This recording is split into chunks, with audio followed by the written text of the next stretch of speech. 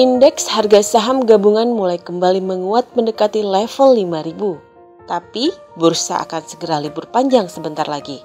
Padahal ada beberapa kejadian yang mungkin mempengaruhi pasar dalam waktu dekat. Apa yang bisa dilakukan investor untuk mengamankan portofolionya? Berikut ini analisis IHSG dari Hari Su, Head of Corporate Strategy and Research, Bahana Securities. Memang saat ini yang sedang terjadi di pasar itu adalah lack of growth. Jadi memang tidak ada pertumbuhan di pasar. Jadi kita merekomendasikan saham-saham atau sektor yang earnings visibility-nya lebih bisa terjaga. Jadi kalau di Bahana kita merekomendasikan sektor-sektor dan saham-saham yang pertumbuhannya dapat terjaga. Seperti telcos dan staples. Jadi kita merekomendasikan saham-saham yang pertumbuhannya dapat terjaga. Seperti Telkom Indonesia atau Unilever Indonesia, seperti itu. Untuk indeks kita target sih kita 5.100 Bu saat ini. Tetapi untuk tahun 2016 indeks target kita 5.500.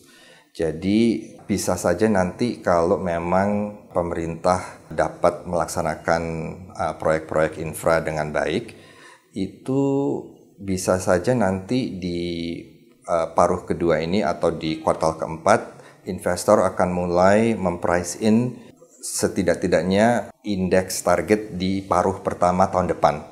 Jadi kalau kita ambil tengah-tengahnya mungkin antara 51 dan 55 itu mungkin bisa sekitar 53. Jadi range-nya antara 5.100 sampai 5.300. Tergantung dengan suksesnya pemerintah menjalankan proyek-proyek infra.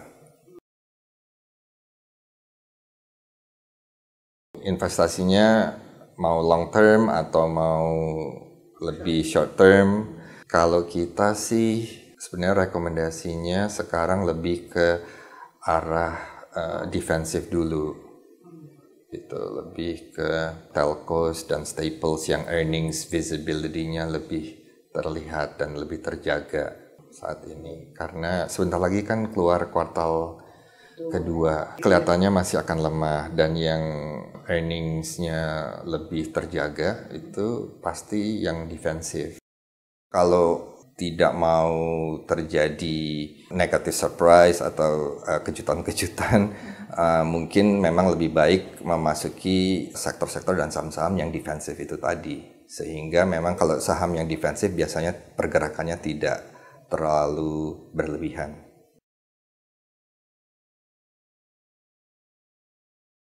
Kalau saat ini untuk short term sih kedua sektor itu yang memang pertumbuhannya dapat lebih terlihat dan terjaga. Tapi nanti mungkin menjelang kuartal keempat setelah pemerintah dapat menunjukkan bahwa akan terjadi progres di proyek-proyek infra misalnya, itu nanti investor dapat switching ke sektor-sektor yang lebih dapat benefit dari pertumbuhan ekonomi yang ditopang oleh spending dari pemerintah itu.